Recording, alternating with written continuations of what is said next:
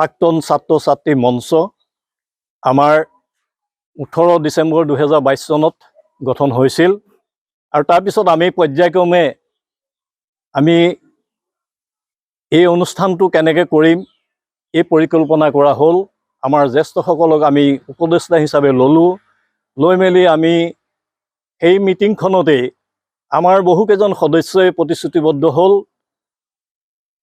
আৰ্থিকভাৱে কোনে কিমান বৰঙণি দিব প্ৰতিশ্ৰুতি দিলে, সেইমতে আমি কাম আগবঢ়ালোঁ। যে এই গোটেই ঘৰটো জৰাজীৰ্ণ অৱস্থা হৈ আছিল। 20 ফুটৰ এটা ৰুমত গোটেই স্কুলৰ ল'ৰা ছোৱালীখিনি 3জন শিক্ষক লৈ পেলাই ক্লাছ চলি আছিল। আমি আহি দেখিছিলোঁ যে পাণজোপা যি জাপ খাই আছিল, সেই অৱস্থাটো দেখি আমাৰ বৰ দুখ লাগিছিল। আৰু তেতিয়া আমি সিদ্ধান্ত কৰিছিলোঁ যে এই পুৰণা আমাৰ 1935 চনত গঠন হোৱা জন্ম লাভ কৰা এই স্কুলটো আমি সজাই পৰাই তুলিব লাগিব, যে আমি জীৱনত পঢ়ি যোৱা আদিপাঠ শিকাই স্কুল ঘৰটোক আমি পুনৰ নিৰ্মাণ কৰি পেলাই নতুন ৰূপত গঢ় দিব লাগিব।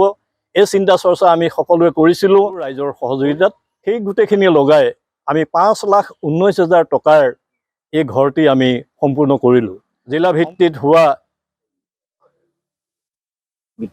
বিদ্যাঞ্জলি এৱাৰ্ড আমাৰ স্কুলে লাভ কৰিছোঁ আমি।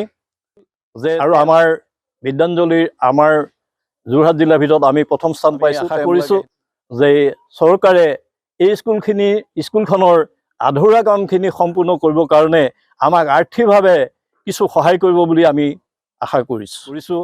আজি আমি অতিশয় আনন্দিত হৈছোঁ।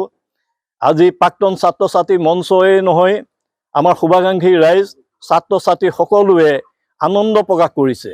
আৰু যিদিনাখনি এই কথাটো মই আকৌ অৱগত কৰিবলৈ গৈছোঁ যে যিদিনাখনি স্কুল ঘৰটো সম্পূৰ্ণ হৈছে, এই ৰুম চাফ চিকুণ কৰি খুলি দিয়া গৈছে, ল'ৰা ছোৱালীখিনিয়ে যেতিয়া কিৰিলি মাৰি আহি স্কুল ৰুমটোত সোমাইছিল, সেইদিনা তেওঁবিলাকৰ আনন্দ দেখি মোৰ নিজৰে চকুপানী ওলাই গৈছিল।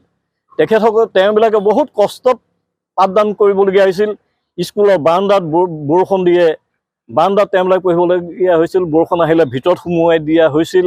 এনেকুৱা ধৰণৰ পৰ্যায়ত তেওঁবিলাকে দিন অতিবাহিত কৰিছিল। গতিকে আমি সন্তোষ হ'লোঁ, আনন্দ প্ৰকাশ কৰিলোঁ যে নিজে পঢ়ি যোৱা স্কুলখন আমি প্ৰত্যেকে দান বৰঙণিত আজি আমি পুনৰবাৰ গঢ় দি আমাৰ স্মৃতিক আমি যুগমীয়া কৰি ৰাখিবলৈ আজি আপোনালোকৰ সহযোগত আমি প্ৰচেষ্টা চলাই আজি সফল হ'লোঁ। তাৰ কাৰণে মই সকলো দাতালৈ মই ধন্যবাদ জনাইছোঁ আৰু ভৱিষ্যতলৈও এই ঠিক আপোনালোকৰ সহযোগিতা কামনা কৰিলোঁ। ধন্যবাদ।